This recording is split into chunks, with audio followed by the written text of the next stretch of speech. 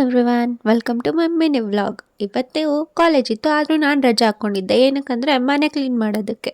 ಮನೆ ಕ್ಲೀನ್ ಮಾಡೋದಕ್ಕೂ ನಾವು ಕಾಲೇಜ್ ರಜೆ ಹಾಕ್ಕೊಳ್ತೀವಿ.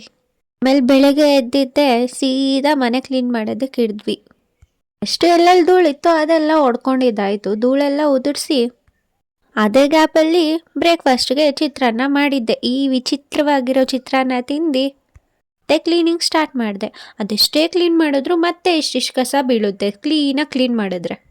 ಅದೆಲ್ಲ ಆದಮೇಲೆ ಮತ್ತೆ ಕಿಚನ್ ಡಿಪಾರ್ಟ್ಮೆಂಟ್ ಕ್ಲೀನ್ ಮಾಡೋಣ ಅಂತ ಬಂದರೆ ಅಲ್ಲಿ ಕೆಳಗಡೆ ನಿಂತ್ಕೊಂಡು ಕ್ಲೀನ್ ಮಾಡೋಕ್ಕಾಗ್ತಿಲ್ಲ ಅಂತೇಳಿ ಮೇಲೆ ಕೂತ್ಕೊಂಡೇ ಕ್ಲೀನ್ ಮಾಡ್ತಾ ಇದ್ದೆ.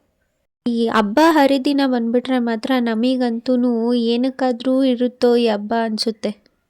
ಕ್ಲೀನ್ ಮಾಡೋದ್ರಿಂದನೇ ಹಬ್ಬಗಳು ಬರಬಾರ್ದು ಅನಿಸ್ಬಿಡುತ್ತೆ. ಹಾಗೆ ಈವ್ನಿಂಗು ನಾನು ಒಂದು ಇನ್ಸಿಡೆಂಟ್ ನೋಡಿದೆ. ನಾಳೆ ಹಬ್ಬಕ್ಕೆ ಹೂವು ರೇಟ್ ಇರುತ್ತೆ ಅಂತೇಳಿ ಈ ಅಜ್ಜಿಗಳು ಮನೆ ಮೇಲಕ್ಕೆ ಹೂವು ಕಿತ್ಕೊಳ್ತಾ ಇದ್ದಾರೆ.